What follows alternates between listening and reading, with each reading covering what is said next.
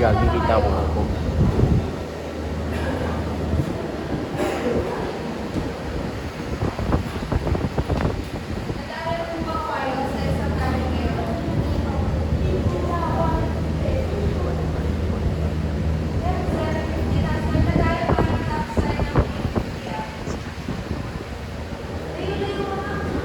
Arrange, palit nga tayo.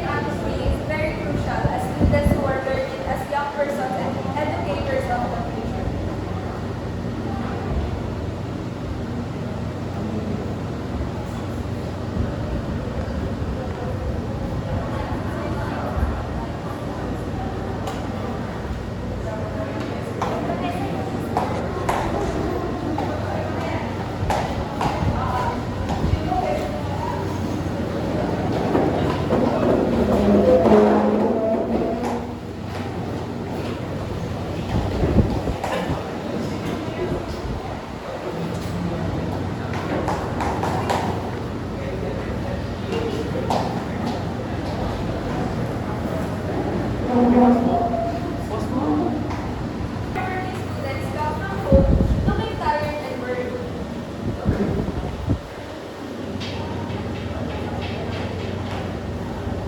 Hey, Adrian, you look exhausted. What's wrong? I have a big exam tomorrow. I don't know if I'm ready. It's okay, Adrian. We all got nervous, so just take a deep breath. How about I make you a drink? And then you can take a short break after, and then you can go to your room. Thanks, Mom. Thanks.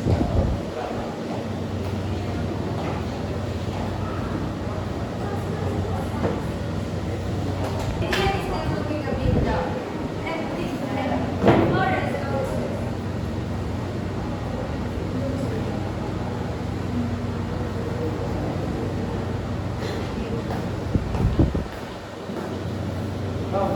How do you exam go? Are you okay? I don't know. I don't think I did good at the first class. It's okay. You do your best. Your grades doesn't matter, but you don't get it. It's okay. Thank you, sir. That means a lot.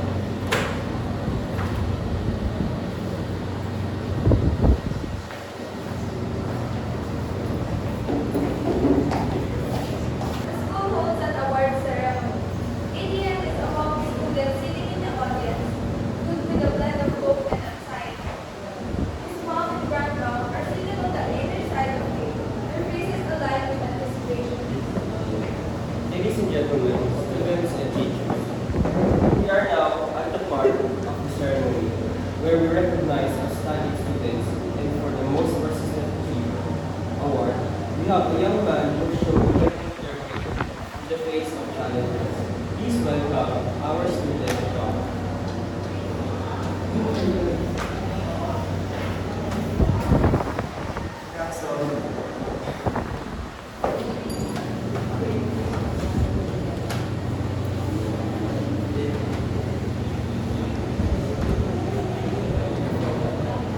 I would like to give a huge shout out to Mr. Benosa and to my parents.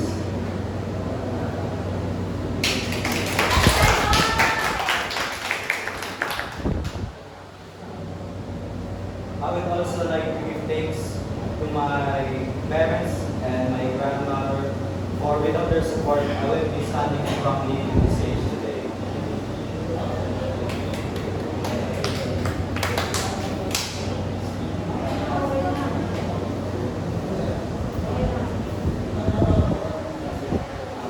Guys, mag-tiktok tayo, birthday ni David.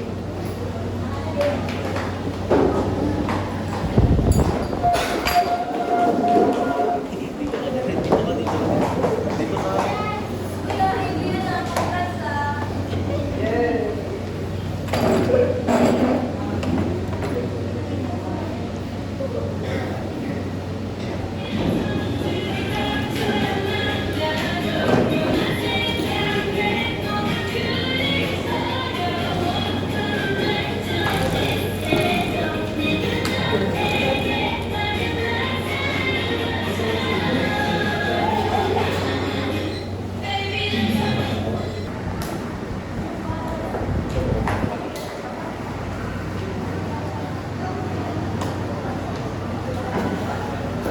Okay, good morning, class. Today we're going to start the debate.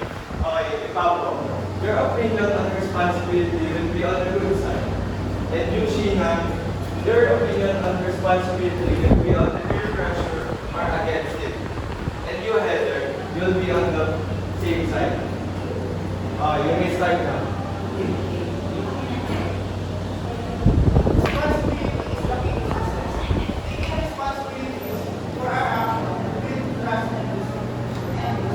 Let's make our responsibilities can responsibilities can be stressful.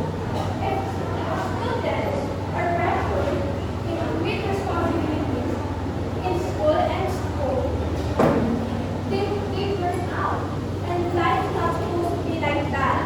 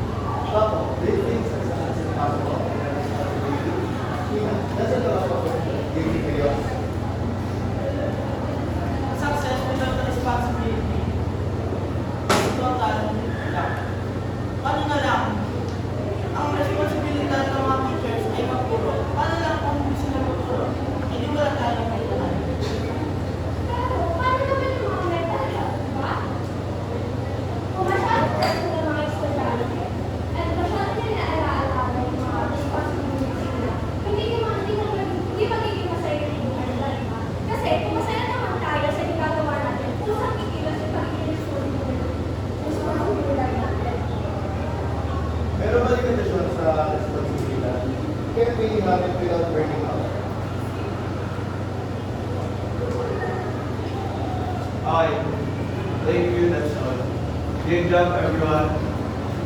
Your opinions are very valid to me kasi kanya-kanya yung opinion niya. Wala akong problema that I don't judge you by any means. Wait. I think you're supposed to be sorry, but you can cover them without fear.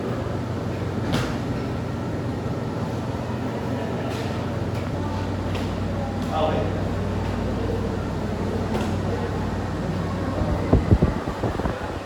Okay. So, before you leave, wait, come back.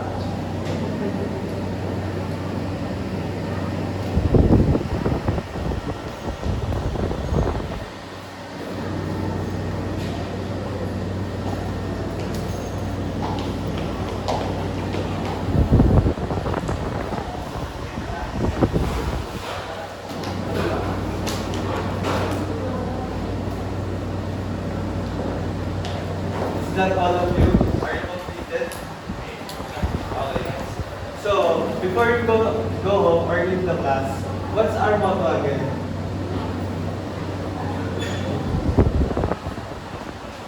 Always treat others with kindness and respect. Okay. Thank you. You may now leave the class. So before we leave the class, I want, since mag-end na yung school year, gusto ko makita ko ano po yung mga nasalihan natin as an active part. So based on my experience, ang mga nasalihan ko ngayon na talagang tumatak sa akin. And it took a lot of work for me to do this, yung sa journalism ko and bilang news. So, para sa akin, yung ginawa para sa salihan ko sa school year is pagiging president ng Batcap and yung cheer dance. Sobrang hiya ako nun kasi akala ko hindi ko kaya maging Batcap president kasi ang dami niyang responsibility. Pero kaya naman and hanggang ngayon is nakasurvive and buhay pa. For me naman po is yung pagsalit ko sa drum and dance, batang practice na kakayanin ko yun. And then, as class officer, secretary, and vice president. And nakaya ko po lahat yung lahat ng responsibility. So, as an active student, so marami na pong nasalan ng school year, marami pa pong experience na tumatak talaga sa akin. Pero yung hindi ko talaga malimutan is yung pagiging SPO candidate. O sabihin natin hindi ako nanalo, hindi ako kinagal, hindi ako nanalo. Pero at least, napayumatin ko sa lahat ng estudyante dito na kung ano yung gusto kong ipaliwanag sa kanila. At dahil doon is nagkaroon ako ng confidence talaga na madadala ko hanggang senior high school or possible hanggang college pa. So, isa rin yung sa poster making. Hindi biro yung sinalihan ko yun. Kasi ang dami kong araw na nagpa-practice, nagpa-pressure kasi dala ko ang grade 10, dala ko ang pangalan ng grade 10. At buti naman ay pinalad ako at nanalo. So, sana lahat tayo is maniwala lang sa ating sarili. Kasi hindi natin alam yung plano ng Diyos sa atin. Kung hindi man niya ibigay sa atin, okay lang. May plan si Lord. May pagkakataon si Lord. Para sa akin naman is yung pagiging SPO ko at yung pagkakataon ko sa sports. Kasi akala ko hindi ko kaya. Akala ko hindi ko kaya na maging SPO and representative. Kasi hindi man ako kasi masyadong active sa mga extracurricular. Pero sa awa ng Diyos is nakayanan ko po and I'm proud to say na isa po ako sa mga active SPO. And yung sa sports po is akala ko po is hindi po kami mananalo or hindi po kami mananalo or hindi po kami like makaka-score. Pero po dahil po nag-teamwork kami, naniwala kami sa sarili. Naniwala ko sa sarili ko is kahit pa paano po is may napanalo kami kahit sa akin. So para sa akin naman po is kasi po, akala ko po dati is nahirap po kasi puro writings and may time limit lang po pagka-gagawa ko ng article. Pero nag-try ko lang po siya and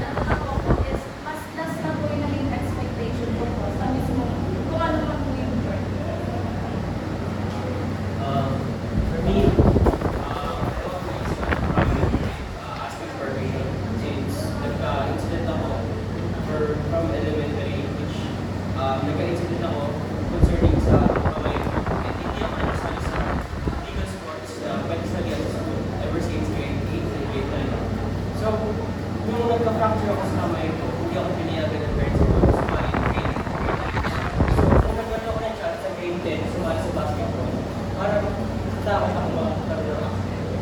Kasi nga, pwede din ako na-accident sa paglalaro. Kasi kung baka malanggi, paglalaro ko lang. Pero I took the courage and sumama ako para sa extracurricular activities na artist. And despite this, hindi man kami nagtagumpay, pero sama-sama kami lumaban. And ngayon lang po, maraming salamat. So, sa mga kasalihan ko is take na madaming courage ay isa na daw yung being sa basketball player kami nila Mark at nila isa din yung volleyball player na nag-represent sa grade 10. Now, kami naman po, hindi kami nanalo pero kami po ay sama-sama yung pinag sa laban. Ako naman po talaga hindi ganun masyado na lalaro masyado basketball, volleyball, pero binigay ko naman lahat ng class ko. At isa naman ay sa quiz training, hindi ko yung nakala na ako mananalo at kinakapalo doon sa laban, pero ako mapapa, nanalo.